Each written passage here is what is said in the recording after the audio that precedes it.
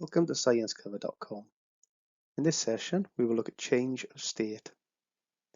We will focus on the properties of a solid, liquid, and a gas, what happens to the particles when we change state, and we'll look at what happens to the energy. Before we begin, pause the video and try the Do Now task.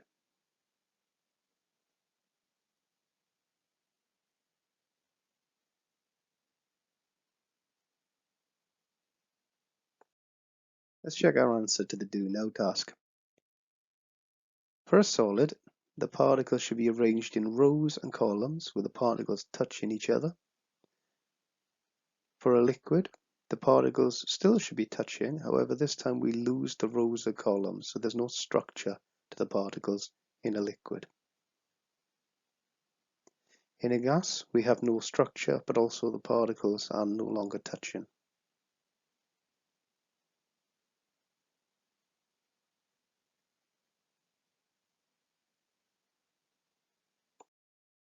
Let's now look at the properties of a solid, liquid, and a gas. We've already looked at the particle diagrams for a solid, liquid, or gas. We said for a solid that the particles are held in rows or columns. And this means that there's strong bonds between the particles holding them in place. The particles are touching, and since they're strong bonds, they're not free to move around. But since they do possess energy, they can vibrate on the spot. In a liquid, the bonds between the particles are weaker. This means that the particles can move around freely. They're still close together, so they're still touching, but the particles now have no particular structure. And in a gas, the particles are even weaker. So this means that the particles can move around freely, they're not touching, and the particles can move in any direction and have no structure.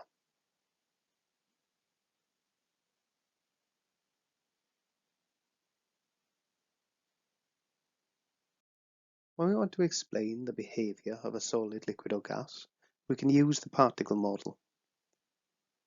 So for instance, if I want to explain why a solid will keep its shape and a liquid will flow, whereas a gas can float around in any direction, then I can link this to the particle movement.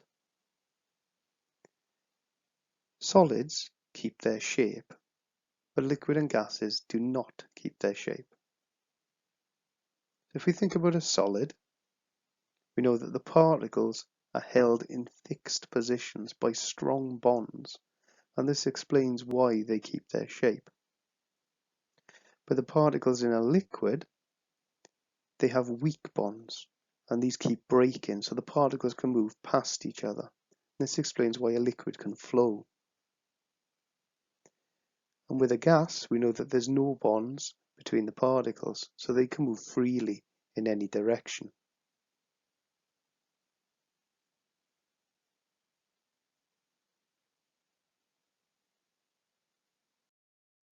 Solids and liquids cannot be compressed.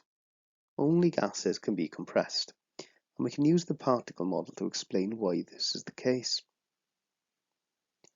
In a solid, the particles are arranged in rows and columns, but they are touching. Now this means that there are no gaps between the particles. So when you try to compress a solid, for instance this can, the particles of the metal cannot be forced any closer together because there are no gaps. So the can only compresses because there's air in the middle. The liquid can also not be compressed. This is because the particles are again so close together that they are touching. And we use this idea for things like brake pedals, where we place an oil in the brake piping in the car so that when you place your foot on the pedal, it tries to compress the oil, but since it's a liquid, it can't be compressed, and this pushes a brake pad against the wheel. So again, this works because it can't be compressed because the particles have no gaps between them. However, in a gas, we can compress the gas and store it in a container. And the reason that we can compress the gas is because the particles are not touching and there are big gaps between the particles, so we can force them closer together.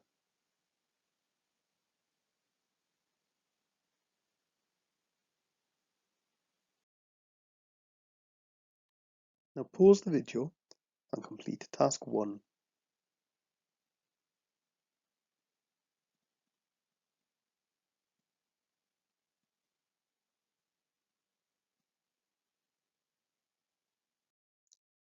Let's check our answers. State if the property listed applies to a solid, liquid, or a gas. The particles are closely packed and touching will be a solid or a liquid. They're arranged in rows or columns will be a solid. The substance can flow is a liquid or a gas. The particles can move around freely is a liquid or a gas. The substance will keep its shape is a solid. The particles are closely packed and touching but with no particle arrangement is a liquid. They can be compressed as a gas.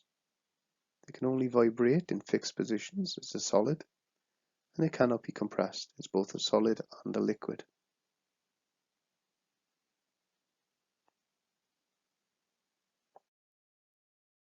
Match the property with the explanation. It cannot be compressed is because the particles are close together and touching. Substance will flow is because the particles can move around freely. Can be compressed is because there are gaps between the particles. And the substance keeps its shape because the particles are held in place by strong bonds.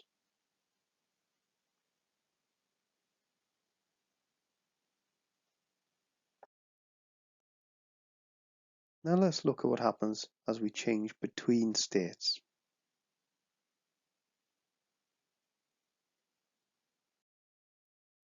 When a solid is heated, the particles absorb thermal energy, and this turns into kinetic energy.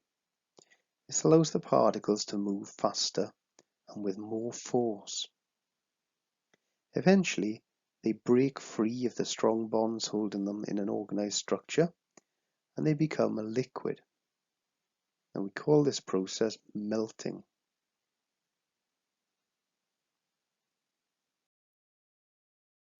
If a liquid is heated, then the particles absorb thermal energy, and they turn this into kinetic energy.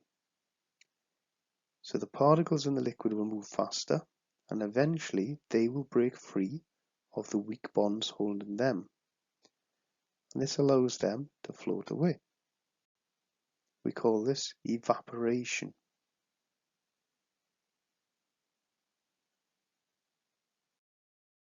If we take a gas and we cool it, then we lose kinetic energy, which means that the particles move slower and the weak bonds can take effect between the particles, starting to bring them into a structure. So this is called condensing.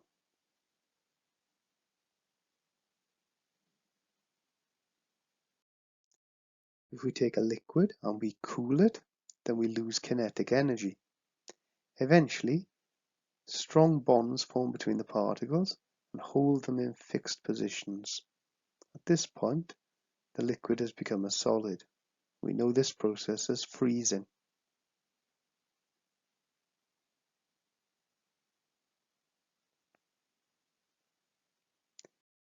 Some materials in the right pressure can jump straight from a solid to a gas. This is called sublimation. And the reverse process of cooling a gas and it turning straight to a solid is called deposition.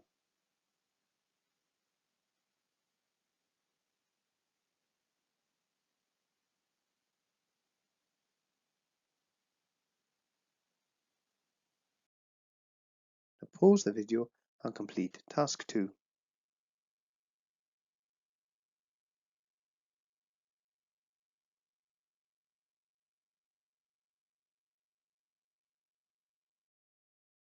Let's check our answers to task 2. On the screen you can see the missing labels. From a solid to a liquid is melting, from a liquid to a gas is evaporation, and from a solid to a gas is sublimation. From a liquid to a solid is freezing, from a gas to a liquid is condensation, and going from a gas to a solid is deposition.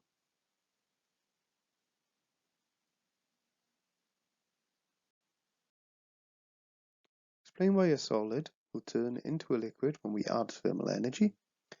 The particles gain kinetic energy and will vibrate more. The vibrations become large enough to break the strong bonds and free the particles from their structure. This allows the particle to move over each other and flow.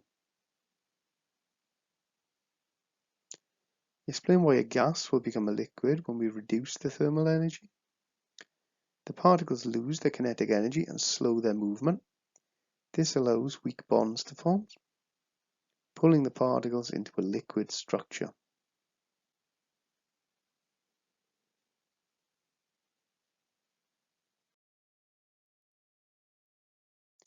Let's now look at what happens to energy during change of state.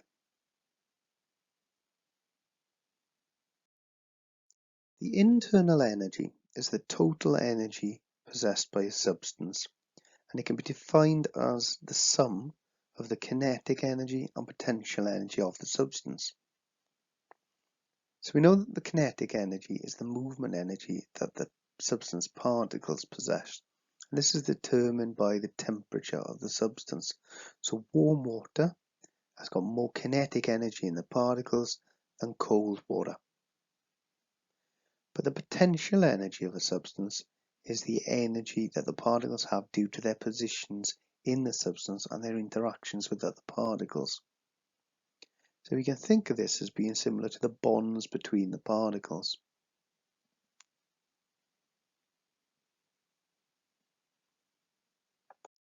This graph shows what happens to temperature as a substance is heated. So if we start off with a solid, as we heat the solid, its temperature will increase. But when we get to a point, the temperature stops increasing despite the fact we're still adding heat. And during this point, we notice that the substance starts to change from a solid into a liquid. So this is where the substance is melting. And despite the fact that we are adding heat, the temperature stays constant. Once all of the solid has melted, then we are left with a liquid. And if we continue to add heat, then the liquid's temperature starts to rise. So during this part of the graph, we have a liquid and the temperature is increasing. But again, we will reach a point where the temperature starts to stay constant. And during this phase, we're changing from a liquid into a gas. So at this point, our substance is evaporating. And despite the fact that we're still adding heat, the temperature remains constant. Once all of the liquid has evaporated, then we are left with a gas. And as we add heat, the gas's temperature will increase. If we focus on the three parts of the graph where we see an increase in temperature, then we know that an increase in temperature points to an increase in kinetic energy. So in these three regions, we are seeing a kinetic energy increase. And we can explain this because as we add heat, the particles absorb the thermal energy and turn it to kinetic energy. So in these three regions, the particles are gaining kinetic energy and moving faster, and we detect that as an increase in temperature.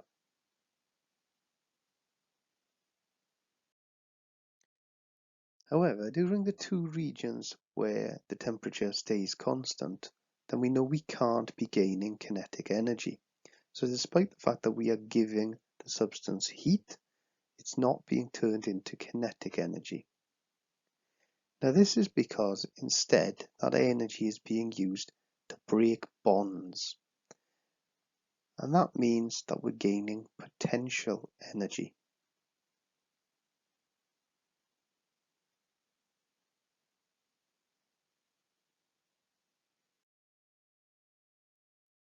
So in summary, when we heat a substance, one of two things can happen.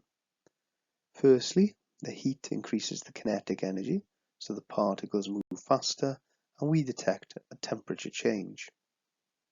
Or, at certain temperatures, the heat that we're placing into the material is used to increase the potential energy. This means that it breaks bonds. And the temperature at these points stays fixed so that we see the substance change in state, but we don't see a change in temperature.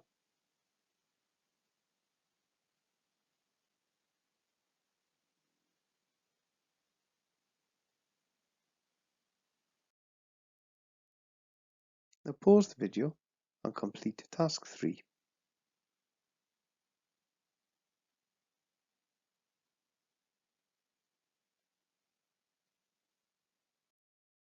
Let's check our answers. The internal energy of a substance is the sum of the kinetic and potential energies of the substance. The kinetic energy is the movement energy that the substance particles possess, and that can be determined by the temperature of the substance. And the potential energy is the energy that the particles have due to their position in the substance and their interaction with other particles.